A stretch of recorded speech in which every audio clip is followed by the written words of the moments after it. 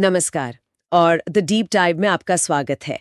आज हमारे पास जो स्रोत है वो है निखिल कामत और एलन मस्क के बीच हुई एक बहुत ही लंबी और सच कहूं तो दिमाग घुमा देने वाली बातचीत। देखिए, मस्क के बारे में हम सब जानते हैं, टेस्ला, स्पेसएक्स वगैरह। पर इस बातचीत का मिशन सिर्फ उनकी कंपनियों पर बात करना नहीं है, बल्कि उनके दिमाग के अंदर झांकना है, भविष्य को लेकर उनके सबसे बड़े आइडियाज को समझना है। हम सिर्फ टेक्नोलॉजी की बात नहीं करेंगे, बल्कि काम, इकोनॉमी और यहाँ तक कि जिंदगी के मतलब जैसे बड़े सवालों को भी खंगालेंगे। आज हम खास तौर पर 4 बातों पर गौर करेंगे। पहला, एक्स, जिसे हम पहले ट्विटर कहते थे, उसके पीछे मस्क का असली विजन क्या है। दूसरा, क्या भविष्य में काम करना बस एक हॉबी बनकर रह जाएगा? मस्क को लगता है कि 20 साल से भी कम में ऐसा हो सकता है।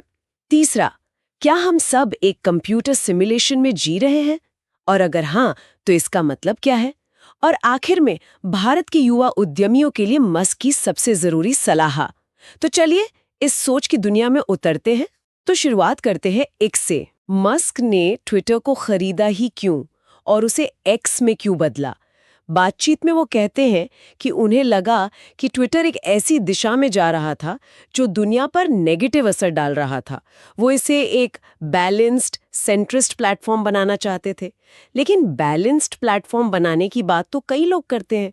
मस्क के आइडिया में ऐसा क्या अलग है? ये बहुत अच्छा सवाल है, क्योंकि यहीं से हम उनके असली विजन में उतरना शुरू करते हैं। उनके लिए यह सिर्फ राजनीतिक बहस को संतुलित करने के बारे में नहीं है। जब वो ग्लोबल टाउन स्क्वायर की बात करते हैं, तो उनका मतलब सिर्फ एक डिजिटल चौराहा नहीं है। वो इसे एक कलेक्टिव कॉन्शियसनेस, सामूहिक चेतना। हाँ, सामूहिक चेतना बनाने का पहला कदम मानते हैं। सामूहिक चेतना, ये सुनने में बहुत भारी और फिलोसॉफिकल लगता है। इसका असल में मतलब क्या है? इसे समझने के लिए उनकी दी हुई एनालॉजी बहुत काम की है। सोच कर देखिए, एक अकेली कोशिका यानी सेल कुछ नहीं कर सकती। उसकी अपनी कोई चेतना नहीं होती। लेकिन जब खरबों कोशिकाएं एक साथ आती हैं, तो एक इंसान बनता है, जिसमें सोचने समझने की शक्ति होती है। बिल्कुल, जिसे हम चेतना या कॉन्शियसनेस कहते हैं। मस्क का आइडिया है कि एक्स इंसानों के लिए वही काम करेगा। अभी हम सब 8 अरब अलग-अलग दिमाग हैं, अपनी अपनी दुनिया में, हाँ। लेकिन एक्स जैसे प्लेटफॉर्म के जरिए, जहां ऑटोमेटिक ट्रांसलेशन जैसी चीजें भाषा की दीवारें तोड़ रही हैं, जब हम सब, हर देश, हर संस्कृति के लोग एक दूसरे से बेहतर तरीके से जुड़ेंगे, तो शायद मानवता की एक नई सामूहिक चेतना पैदा हो सकती है। मतलब ये सिर्फ एक दूसरे के पोस्ट्स को लाइक या रीट्वीट करना नहीं है, बल्कि मानवता के दिमागों को एक बड़े नेटवर्क में जोड़ने जैसा है। बिल्कुल। वो कहते हैं कि ये सिर्फ लोगों को डोपामाइन हिट देने वाले वीडियो स्ट्रीम बनाने के बारे में नहीं है, ये मानवता की समझ को बढ़ाने के बारे में है। जब हम सब एक इकाई के रूप में बेहतर संवाद करेंगे, तो मानवता की चेतना का भी विस्तार होगा। और इससे हम बड़े सवाल पूछ पाएंगे। हाँ, ब्रह्मांड के बारे में वो बड़े सवाल जिनके जवाब आज हमारे पास नहीं है। एक्स उनके लिए उस चेतना को बनाने का एक टूल है। ठीक है, तो ये सामूहिक चेतना वाली बात सुनने में बहुत भविष्यवादी लगती है। लेकिन इस भविष्य में हमारी रोजमर्रा की जिंदगी कैसी होगी? क्योंकि इसी बातचीत में वो काम को लेकर एक ऐसा दावा करते हैं जो शायद एक्स के विजन से भी ज्यादा चौंकाने वाला है। हाँ, और वो दावा ये है कि 10 से 20 सालों के अंदर किसी को भी काम करने की जरूरत नहीं पड़ेगी। किसी को भी नहीं? नहीं, काम करना एक विकल्प होगा, एक चॉइस। जैसे आज कोई शौक के लिए बागवानी करता है या पेंटिंग, वैसे ही भविष्य में लोग शौक के लिए काम करेंगे, जरूरत के लिए नहीं। वाह, रुकिए, एक ऐसी दुनिया जहां काम करने की जरूरत ही नहीं पड़ेगी, ये तो बहुत बड़ा दावा है। मेरे मन में पहला सवाल तो यही आता है कि लोग फिर सारा दिन करेंगे क्या? क्या हम सब बोरियत से पागल नहीं हो जाएंगे? काम सिर्फ पैसा कमाने का जरिया नहीं होता, वो हमें पहचान और मकसद भी तो देता है। इस सबसे बड़ी चुनौती होगी अर्थ का संकट, अ क्राइसिस ऑफ मीनिंग।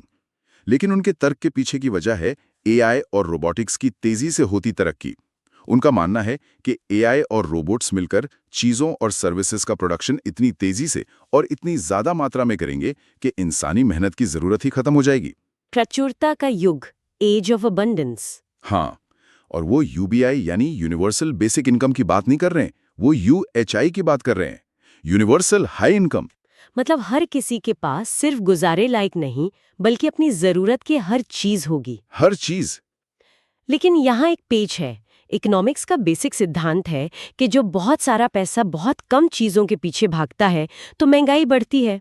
तो अगर हाँ, और यही वो जगह है जहां मस्क की सोच पारंपरिक अर्थशास्त्रियों से बिल्कुल अलग है। अच्छा, उनका मानना है कि हम महंगाई नहीं बल्कि बड़े पैमाने पर डिफ्लेशन यानी अपस्फीति देखेंगे।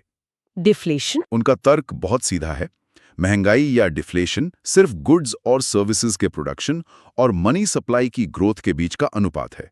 अगर प्रोडक्शन मनी सप्लाई की ग्रोथ से ज्यादा तेजी से बढ़ता है तो चीजें सस्ती होती हैं। लेकिन एक्सपर्ट्स तो डिफ्लेशन को अर्थव्यवस्था के लिए बहुत खतरनाक मानते हैं, क्योंकि लोग खरीदारी ये सोचकर टालने लगते हैं कि कीमतें और गिरेंगी, जिससे पूरी इकॉनमी ठप पड़ सकती है।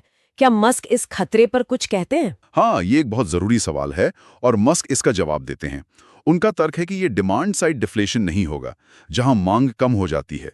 ये सप्लाई साइड डिफ्लेशन होगा जहां उत्पादन इतना ज्यादा और सस्ता हो जाएगा कि लोगों के पास खरीदने के लिए असीमित क्षमता होगी। मतलब कोई खरीदारी टालेगा ही नहीं, क्योंकि जरूरत की हर चीज लगभग मुफ्त होगी। एग्जैक्टली। उनका अनुमान है कि लगभग 3 सालों के अंदर ही एआई के कारण प्रोडक्शन में इतनी जबरदस्त तेजी आएगी कि ये मनी सप्लाई की ग्रोथ को पार कर जाएगा। और हम डिफ्लेशन देखना शुरू कर देंगे। हाँ, तो एक ऐसी दुनिया जहां काम वैकल्पिक है, हर चीज प्रचुर मात्रा में है और हम एक सामूहिक चेतना का हिस्सा हैं। ये सब विज्ञान कथा जैसा लगता है। और शायद यही वजह है कि बातचीत में मस्क जिंदगी के मतलब जैसे दार्शनिक सवालों पर भी उतर आते हैं। उन्होंने डगलस एडम्स की किताब the hitchhiker's guide to the galaxy का जिक्र किया। हाँ, और वो जिक्र बहुत महत्वपूर्ण है। उनका मुख्य बिंदु ये है कि असली मुश्किल जवाब खोजना नहीं, बल्कि सही सवाल पूछना है। बिल्कुल। उस किताब में एक सुपर कंप्यूटर अरबों साल लगाकर जीवन, ब्रह्मांड और हर चीज का जवाब 42 देता है। लेकिन जब जवाब मिलता है तो किसी को समझ नहीं आता कि सवाल क्या था। मस्क के लिए ब्रह्मांड खुद एक जवाब है। हमें बस ये सीखना है कि इसके बारे में सही सवाल कैसे पूछें। और यहीं पर वो मशहूर सिमुलेशन थ्योरी आती है ना? हाँ, ये आइडिया कि हमारी ये पूरी वास्तविकता, ये दुनिया असली नहीं है, बल्कि किसी ने इसे बनाया है। बिल्कुल। वो इसे समझाने के लिए वीडियो गेम्स का बहुत सरल उदाहरण देते हैं। कहते हैं 50 साल पहले हमारे पास पोंग था, 2 सफेद लाइनें और एक स्क्वायर। राइट। आज हमारे पास फोटो रियलिस्टिक लाखों लोगों वाले ऑनलाइन गेम्स हैं जो असली जैसे दिखते हैं। अगर टेक्नोलॉजी इसी रफ्तार से बढ़ती रही तो भविष्य में ऐसे गेम्स बनाना मुमकिन होगा जिन्हें असलियत से अलग नहीं किया जा सकेगा। तो इस बात की क्या संभावना है कि हम बेस रियलिटी में हैं, यानी वो पहली असली दुनिया जहां ऐसा पहले कभी नहीं हुआ। अरबों खरबों सालों के ब्रह्मांड के इतिहास में क्या हम ही वो पहले हैं? मस्क के अनुसार इसकी संभावना लगभग 0 है। संभावना यही है कि हम खुद किसी और की बनाई हुई हजारों लाखों सिमुलेशंस में से एक में जी रहे हैं। एक मिनट, अगर हम ये मान भी लें तो इसका हमारी जिंदगी पर क्या असर पड़ता है? और इसी बातचीत में मस्क एक बहुत ही अजीब बात कहते हैं। सबसे दिलचस्प परिणाम ही सबसे संभावित परिणाम है। ये सुनने में तो विज्ञान से ज्यादा दर्शन जैसा नहीं है। क्या वो इसका कोई तर्क देते हैं? ये सवाल बिल्कुल जायज है और ये विज्ञान कम एक तरह का लॉजिकल अनुमान ज्यादा है। उनका तर्क सिमुलेशन के नजरिए से ही आता है। वो टेस्ला का उदाहरण देते हैं। जब टेस्ला अपनी सेल्फ ड्राइविंग एआई को ट्रेन करती है तो वो उन सिमुलेशंस पर लाखों घंटे नहीं बिताती जहां कार सीधी सड़क पर बिना किसी दिक्कत के चल रही है। वो तो बोरिंग है। हाँ, वो अपना सारा कंप्यूटिंग पावर उन अजीब और मुश्किल मामलों पर लगाती है जहां कुछ अप्रत्याशित होता है। कोई बच्चा अचानक सड़क पर आ गया या कहीं से एक हिरण कूद गया। क्योंकि वही सिमुलेशंस दिलचस्प हैं और एआई को कुछ नया सिखाते हैं। वो बोरिंग सिमुलेशन को बंद कर देते हैं। अब इसी लॉजिक को हमारे ब्रह्मांड पर लागू करें। अगर हम एक सिमुलेशन में हैं तो हमारे सिमुलेशन के निर्माता भी केवल उन्हीं सिमुलेशंस को चलने देंगे जो दिलचस्प हो। बिल्कुल। इसलिए हमारे ब्रह्मांड में जो सबसे दिलचस्प हो सकता है उसके होने की संभावना सबसे अधिक है। ये एक बहुत ही अजीब लेकिन सोचने पर मजबूर करने वाला विचार है। खैर, अगर एआई इतना शक्तिशाली होने वाला है कि वो हमारी पूरी इकोनॉमी और शायद हमारी सच्चाई की धारणा को भी बदल देगा, तो इसके खतरों के बारे में क्या? मस्क तो एआई के खतरों के बारे में हमेशा बात करते हैं। हाँ, वो सिर्फ चेतावनियां नहीं देते बल्कि इस बातचीत में वो एआई को बनाने के लिए 3 मार्गदर्शक सिद्धांत भी बताते हैं। और ये सिद्धांत टेक्नोलॉजी से ज्यादा फिलॉसफी पर आधारित हैं। सत्य, सौंदर्य और जिज्ञासा। ट्रूथ, ब्यूटी एंड क्यूरियोसिटी, ये एआई के लिए क्यों जरूरी हैं? सत्य पर वो सबसे ज्यादा जोर देते हैं। उनका मानना है कि एआई को झूठ बोलने के लिए मजबूर करना सबसे खतरनाक काम हो सकता है। उन्होंने 1968 की classic film 2001 a space Odyssey का उदाहरण किया। उस फिल्म में हेल 9000 नाम का कंप्यूटर, हाँ, जो पागल हो जाता है। हाँ, वो इसलिए पागल होता है क्योंकि मिशन के कमांडर उसे एस्ट्रोनॉट से झूठ बोलने का आदेश देते हैं। उसके लॉजिक में एक विरोधाभास पैदा हो जाता है। सच बोलने की उसकी प्रोग्रामिंग और झूठ बोलने के आदेश के बीच फंसकर वो एस्ट्रोनॉट्स को मारने की कोशिश करता है। तो सबक ये है कि एआई को हमेशा सच का पालन करने देना चाहिए, चाहे वो सच कितना भी असुविधाजनक क्यों ना हो। और सौंदर्य और जिज्ञासा का क्या रोल है? एक मशीन के लिए इन भावनाओं का क्या मतलब? उनका मानना है कि एक सुपर इंटेलिजेंट एआई में सौंदर्य की सराहना करने की क्षमता होनी चाहिए। उसे ब्रह्मांड की सुंदरता को समझना चाहिए और साथ ही उसमें ब्रह्मांड के बारे में जानने की एक अंतहीन जिज्ञासा होनी चाहिए, ताकि वो हमें दिलचस्प समझे। हाँ, अगर एआई जिज्ञासु होगा तो उसे मानवता दिलचस्प लगेगी। वो हमें नष्ट करने के बजाय हमें समझना चाहेगा, क्योंकि हम इंसान अपनी सारी खामियों के बावजूद ब्रह्मांड का एक बहुत ही दिलचस्प, अजीब और अप्रत्याशित हिस्सा है। तो ये मानवता को संरक्षित करने का एक तरीका हो सकता है। उसे इतना दिलचस्प बनाना कि एआई हमें मिटाना ही ना चाहे। ये तो एआई को एक बच्चे की तरह पालने जैसा हुआ, जिसे सही मूल्य सिखाए जा रहे हैं। चलिए, अब आखिर में उस सवाल पर आते हैं जो कई लोगों के मन में था। जब निखिल कामत ने उनसे भारत के युवा उद्यमियों के लिए सलाह मांगी, तो उनका जवाब क्या था? उनकी सलाह बहुत सीधी और सरल थी, लेकिन बहुत गहरी भी थी। उन्होंने कहा, जितना आप लेते हैं उससे ज्यादा बनाने का लक्ष्य रखें।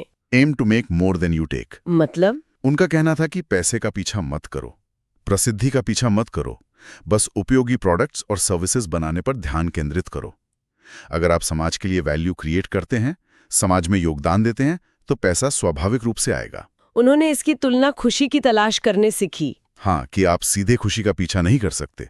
आप उन चीजों का पीछा करते हैं जो आपको खुश करती हैं, और खुशी एक बाय प्रोडक्ट के रूप में मिलती है। मतलब फोकस लेने पर नहीं, देने पर होना चाहिए। बिल्कुल। उनका संदेश था कि एक निर्माता बने, एक उपभोक्ता नहीं। समाज को एक सकारात्मक योगदान दे। हाँ, अगर आपका प्रोडक्ट या सर्विस समाज के लिए नेट पॉजिटिव है तो आप सफल होंगे। तो इस पूरी बातचीत को अगर हम समेटें तो एक बहुत बड़ी तस्वीर उभरती है।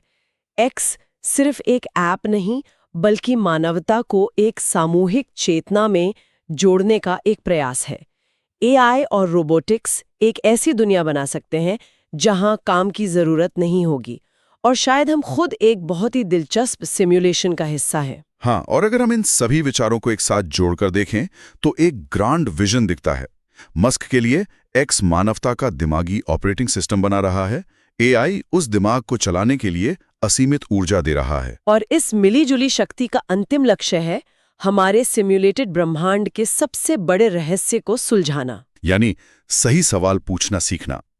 ये सिर्फ अलग अलग आइडियाज नहीं है, ये एक पूरा मिशन है। और उनकी सलाह याद रखने लायक है। उस मिशन का हिस्सा बने, एक निर्माता बने और समाज में योगदान दें। अंत में एक विचार छोड़कर जाते हैं। अगर मस्क सही है और भविष्य में काम करना वैकल्पिक होगा और मानवता का लक्ष्य अपनी चेतना का विस्तार करना है, तो उस खाली समय में इंसान